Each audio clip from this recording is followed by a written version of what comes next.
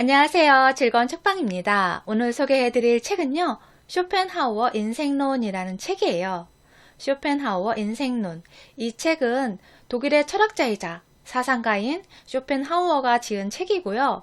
박현성 님이 옮기셨어요. 출판사는 나래복 출판사에서 출간한 책이에요.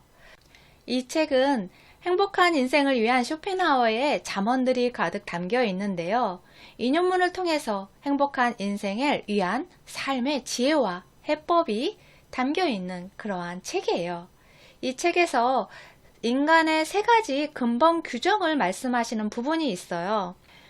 아리스토텔레스는 인생의 재산을 세 가지로 말씀하셨잖아요. 외적인 재산, 마음의 재산, 육체의 재산. 이렇게 세 가지를 말씀하셨는데 쇼펜하우어는 인간의 운명에 나타난 여러 가지 기초를 이루는 것들 세 가지 근본 요소를 말씀하세요. 첫 번째는 인간의 모습, 즉 가장 넓은 의미에서의 인품, 인격, 인물. 여기에는 건강, 힘, 아름다움, 기질, 도덕성, 지성, 그리고 그것의 완성이 포함되고요. 두 번째는 인간이 소유하고 있는 것, 즉 모든 의미에서의 소유물. 세 번째는 사람들에게 주는 인상, 그러니까 타인의 눈에 비춰진 자기 모습을 말해요. 즉 타인에게 어떤 인상을 심어주는가를 의미하는 것, 그러니까 타인의 평판을 말하는 거예요. 명예나 지위, 명상, 이렇게 세 가지로 나눠서 인간의 세 가지 근본 규정을 말씀하세요. 그래서 이 책에서도 인간을 이루는 세 가지 근본 규정에 대한 말씀을 하시고요. 그리고 그 세 가지 인간의 모습에 대해서, 인간의 소유물에 대해서, 사람이 주는 인상에 대해서 그렇게 목록을 차례대로 설명을 해주시고요. 그 다음에 훈화와 금언이 담겨 있고요. 연령의 차이에 대한 내용이 나와요. 인간이 태어나면서부터 유아기, 유년기, 청년기, 그리고 성인이 되고 나이를 먹어가는 그 과정들에서 나타나는 그러한 모습들에 대한 내용을 담고 있어요.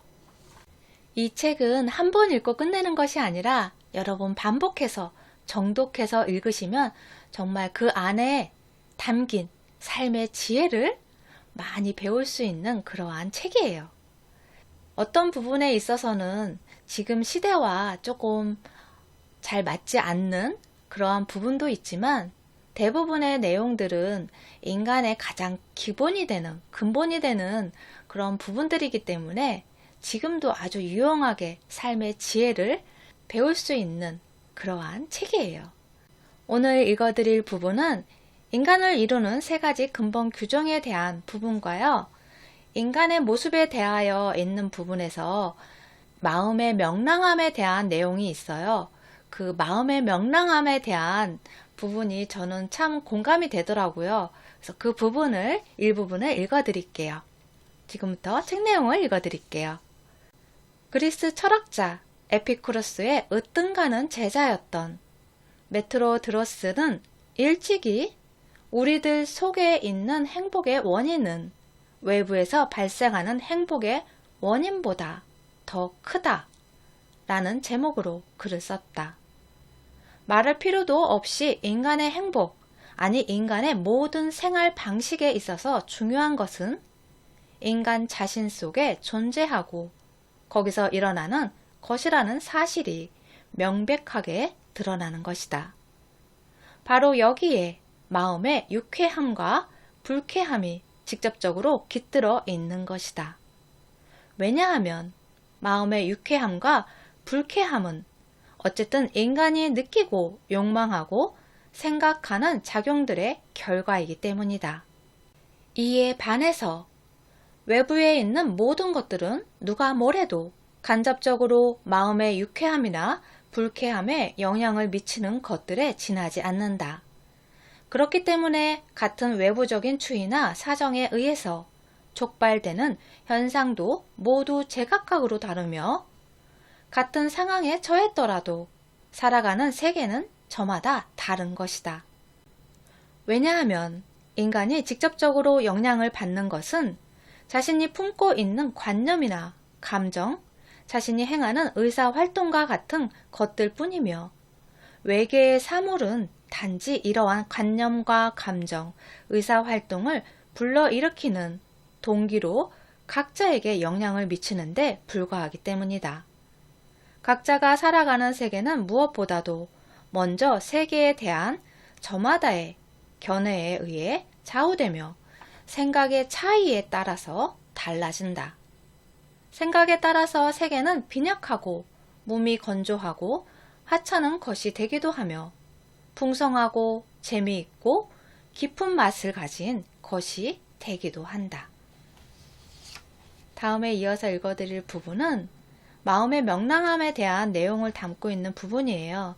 예전에 기분 좋게 살아라 라는 책을 소개해드린 적도 있는데 삶을 살아가면서 좋은 기분으로, 즐거운 기분으로 계속 유지하고 살아가는 것이 우리 인생에 얼마나 도움이 되는지, 어떤 영향을 미치는지 그 부분에 대한 내용을 담은 책을 소개해드린 적이 있는데 여기에서도 그 부분에 대한 내용을 담고 있어요. 그러한 마음의 명랑함이 얼마나 삶의 질을 좋게 만드는지 그 부분에 대한 내용을 읽어드릴게요. 아리스토텔레스는 틀림없이 자연, 그러니까 인간의 자연성도 포함된 자연은 의지할 만하지만 자산은 의지할 만한 것이 못 된다 라고 말했다. 완전히 외부에서만 덮쳐온 불행을 스스로 불러들인 불행에 비해 아무렇지도 않게 견딜 수 있는 것은 바로 이 때문이다. 왜냐하면 운명이 바뀌는 경우는 있어도 자기의 성질은 결코 변하지 않기 때문이다. 그렇기 때문에 주관적인 재산, 즉 뛰어난 성격과 지능, 낙천적인 기질과 명랑한 마음, 건강함과 같은 튼튼한 몸, 건강한 육체에 깃드는 건전한 정신이 우리의 행복을 위한 가장 중요한 첫 번째 재산이다. 따라서 우리들은 외부적인 재산이나 외부적인 명예를 얻으려고 노력하기보다는 앞서 예로 든 것과 같은 재산을 유지하고 증진하는 데 훨씬 더 많은 힘을 기울이는 것이 좋을 것이다. 한편 이러한 모든 재산 중에서 가장 직접적으로 우리를 행복하게 해주는 것은 마음의 명랑함이다. 왜냐하면 명랑함은 다른 무엇을 기다릴 것도 없이 그 자체의 장점으로부터 보상을 받을 수 있기 때문이다. 명랑한 사람에게는 언제나 명랑하게 지낼 수 있는 원인이 있다. 그 원인이란 다름 아닌 그가 명랑하다는 사실이다. 다른 어떠한 재산도 완전히 대신할 수 있다는 점에서 이보다 뛰어난 장점은 없다. 그리고 성질 그 자체를 대신할 수 있는 것은 어디에도 없다. 젊고 미남인데다가 부자로 세상의 존경을 받을 사람을 떠올려보라. 이 남자가 행복한지를 판단하려면 그 외에도 그가 명랑한 사람인가를 따져봐야 할 것이다. 반대로 이 사람이 명랑한 사람이라면 젊은지 나이를 먹었는지 몸이 곱게 펴져 있는지 곱추인지 가난한지 부자인지 등은 문제가 되지 않는다. 이 남자는 말할 것도 없이 행복할 것이다. 유년 시절 옛 서적을 뒤적이다가 많이 웃는 자가 행복하다. 그리고 많이 우는 자가 불행하다. 라는 문구를 본 적이 있다. 참으로 단순한 말이기는 하다. 그 말은 너무나도 평범했지만 오히려 그 단순하고 평범한 진리성 때문에 도저히 잊을 수가 없었다. 따라서 명랑함이 찾아왔을 때는 어떠한 경우에라도 문을 여는 것이 좋다. 어느 때고 명랑함이 찾아와서는 안 될 때는 없는 법이다. 명랑함은 그 자체로 직접적인 이익이 된다. 현재 직접적으로 행복을 줄 수 있는 것은 명랑함 이외에 아무것도 없기 때문에 명랑함만이 행복의 참된 실체, 행복의 진짜 화폐이지 다른 것들처럼 불완전한 어음은 아닌 것이다. 따라서 두 가지 무한한 시간 사이에 끼어 불가분의 관계에 있는 현재를 자신의 실제적 모습이라 인정하는 사람에게 명랑함은 더할 나위 없이 지고한 재산이 된다. 이러한 점에서 보더라도 우리는 이 재산의 획득과 증진을 위한 노력을 다른 어떠한 노력보다도 더 중요하게 여겨야 할 것이다. 그런데 명랑함에 있어서 경제적 부유함만큼 도움이 되지 않는 것도 없으며 건강만큼 유익한 것도 없다. 하층의 노동계급, 특히 토지를 경작하는 사람들은 언제나 명랑하고 만족스러운 얼굴을 하고 있는데 부유하고 신분이 높은 사람들은 언제나 씁쓸한 표정을 짓는다. 따라서 우리는 무엇보다도 먼저 높은 수준의 완전한 건강을 얻고 거기에서부터 명랑함이 꽃처럼 피어날 수 있도록 노력해야 할 것이다. 이를 위한 방법으로는 잘 알려진 바와 같이 상식에서 벗어난 마구잡이 행동이나 격렬하고 불쾌한 감정의 발동, 극단적이고 지속적인 정신의 긴장 등은 일체 피하고 매일 2시간씩 실외에서 활발한 운동을 하고 냉수족을 자주 하는 등 건강관리에 힘써야 한다. 나날이 적당한 운동을 하지 않으면 건강을 유지할 수 없다.